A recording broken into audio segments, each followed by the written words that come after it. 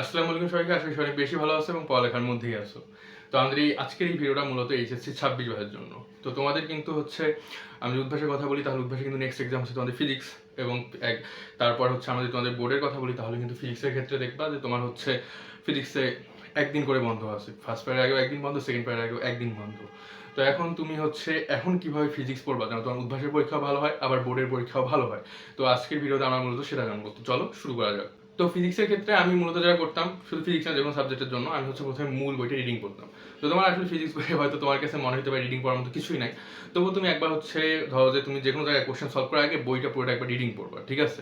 তো তাহলে কি হবে, তোমার ধরো যে পুরো অধ্যায়টা সম্পর্কে তোমার একটা ক্রিস্টাল ক্লিয়ার ধারণা চলে আসবে যে হ্যাঁ অধ্যায় কি কি আছে নাই, কোন সূত্র আছে, কোন ফর্মুলা আছে, কোন কোন থিওরি আছে, এই সব কিছু কিন্তু তোমার আবার একবার মাথায় চলে আসবে। তো তুমি রিডিং পড়বা, রিডিং পড়ার পরে তুমি কি করবা, রিডিং পড়ার পরে ধরো যে তুমি উদ্ভাসে যদি ভর্তি হতে হয়, উদ্ভাসে তো তোমাকে অবশ্যই টেস্ট পেপার দিচ্ছে, মানে সরি টেস্ট পেপার না, আমি প্রশ্ন ব্যাংক দিচ্ছে। তো তুমি সেক্ষেত্রে সেই প্রশ্ন ব্যাংক থেকে কোশ্চেন সলভ করতে পারো, আর ভালো হয় যদি তুমি তোমার টেস্ট পেপার থেকে সলভ করো, কারণ উদ্ভাসে কিন্তু কিছু কিছু অ্যান্সার শর্টে দেওয়া আছে, আবার গুলো একটু ইয়া করে দেওয়া আছে। এবারটা কেমন আমি জানি না, মানে এবারে টেস্ট পেপারের প্রশ্ন ব্যাংক কিরকম করছে, বাট আমাদের সময় এরকম থাকতো, ঠিক আছে? সেক্ষেত্রে তুমি টেস্ট পেপার সলভ করো। আর হচ্ছে যে টেস্ট পেপারে কোনগুলো করবা, অবশ্যই যেগুলো হচ্ছে বিগত সালে আসছে ওগুলো একটু বেশি করে করবা।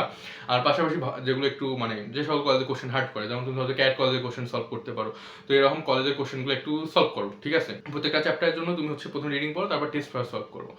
এরপরে তুমি চাইলে হচ্ছে তোমার হচ্ছে উদ্ভাসের যে প্রশ্ন ব্যাংকটা আছে ওখানে দেখবে উদ্ভাসের নিজস্ব বানানো কিছু ম্যাথ থাকে, তো তুমি তারপর চাইলে কিন্তু সেগুলো হচ্ছে প্র্যাকটিস করতে পারো। আর এর পাশাপাশি তুমি কি করতে পারো, তোমার অবশ্যই একাডেমিকের নোট আছে, তো তুমি সেই নোটটা একবার রিভিশন দিতে পারো, বই রিডিং পড়ার পাশাপাশি তুমি সেই নোটটা একবার রিভিশন দিতে পারো। আবার আমরা যদি মূল বইয়ের কথা বলি তাহলে ধরো মূল বইয়ে কিন্তু অনেক ম্যাথ আছে এবং তুমি সামনে এইচএসসি পরীক্ষা দিচ্ছ, তো আমি ধরে নিচ্ছি তুমি হচ্ছে বইয়ের সব ম্যাথ করছো। তো বইয়ের যদি তুমি সব ম্যাথ করে থাকো তাহলে কিন্তু তোমার যখন তুমি করছিলে তখন কিছু সমস্যা বের হয়েছিল, তো ওই সমস্যাগুলো অবশ্যই আইডেন্টিফাই করে রাখছো। তো তুমি এখন কি করবা, বই থেকে যদি কোনো কোশ্চেন সলভ করতে চাও তাহলে তুমি তোমার যে সমস্যাগুলো ছিল বিগত সময় সেই সমস্যাগুলোকে তুমি দেখো যে হ্যাঁ এটা আমি আগে পাইনি, এখন আমি পারতেছি কিনা, না পারলে দেখো কিভাবে করা লাগে, ঠিক আছে? কারণ আলটিমেটলি তুমি দেখবা যে হচ্ছে পরীক্ষা হলে আমরা পারা জিনিস ভুলে যাই না, মেনলি যেগুলো তোমার হচ্ছে করতে গিয়ে ধরো একবার তুমি আটকায় গিয়েছিলে ওই জিনিসটা কিন্তু আরেকবার আটকানোর একটা সম্ভাবনা থাকে, মানে এইসব জিনিস হয়তো মনে নাও থাকতে পারে। তো এক্ষেত্রে তুমি তোমার বইয়ের মধ্যে যেগুলো তোমার প্রবলেম ছিল সেই প্রবলেমগুলো তুমি হচ্ছে দেখতে পারো, ঠিক আছে? তো এটা মেনলি আমি এখন মানে বলতেছি রিটেন নিয়ে কথা বলছি, ঠিক আছে? আর হচ্ছে আমি ক খ নাম্বারের কথা বলি, তাহলে ধরো যে ক খ নাম্বারের জন্য তুমি অবশ্যই তোমার যে টেস্ট পেপারটা আছে, টেস্ট পেপার দেখবে ক খ অনেক দেওয়া আছে, ওগুলো পড়তে পারো। হ্যাঁ ওগুলো বলেই হবে। আর উদ্ভাসেও দেখবা যে উদ্ভাসের প্রশ্ন ব্যাংকেও কিছু দেওয়া থাকে, তো তুমি চাইলে ওগুলো পড়তে পারো, ঠিক আছে? আলটিমেটলি তুমি যদি বই রিডিং পড়ো, বইয়ের সবগুলো কনসেপ্ট যদি তোমার খুব ভালোভাবে ক্লিয়ার থাকে তাহলে দেখবা তুমি ক খয়ে আটকাচ্ছ না, ঠিক আছে? কতে তো সংজ্ঞা বা এই টাইপের কিছু দিবে, তো কতে আটকানোর সম্ভাবনা নেই, মেনলি আমরা খতে আটকায় যায় অনেকে, ঠিক আছে? তো খতে যেন না আটকাও তার জন্য কনসেপ্ট ভালো থাকা লাগবে। তো তুমি কনসেপ্ট ক্লিয়ার রাখার পাশাপাশি তুমি হচ্ছে টেস্ট পেপার থেকে খ নাম্বারগুলো প্র্যাকটিস করতে পারো, ঠিক আছে?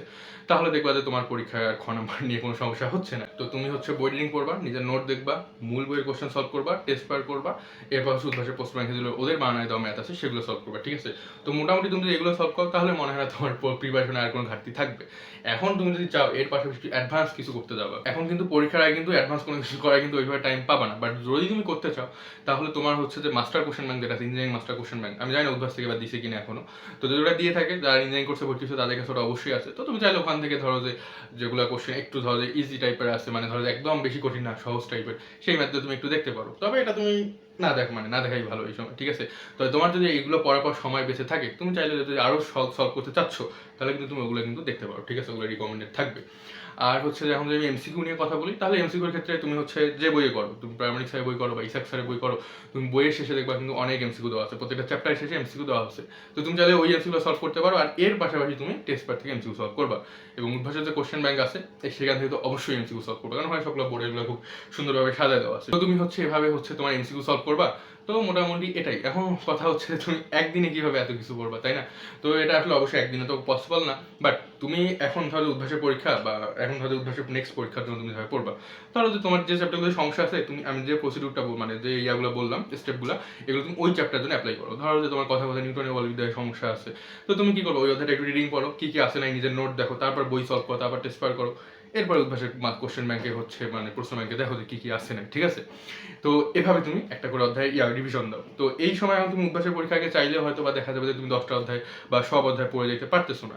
এক্ষেত্রে তুমি আগে চেষ্টা করবে তোমার যে অধ্যায়গুলোতে সমস্যা আছে, যে অধ্যায়গুলো তোমার একটু ধরো যে মানে উইক পয়েন্ট আছে, ওই চ্যাপ্টারগুলো একটু আগে ভালোভাবে পড়ো। এগুলো পড়তে পড়তে তখন দেখা যায় এমন কিছু চ্যাপ্টার আছে যেগুলো তুমি না পড়লেও পরীক্ষায় লিখতে পারবা। ধরো যে ভেক্টরের কথা জানাবো, না পড়লেও তুমি ধরো যে লিখতে পারবা। তো এক্ষেত্রে ওটা ধরো যে পরে সময় থাকলে রিভিশন দিলে, নাহলে রিভিশন দিলে না, ঠিক আছে?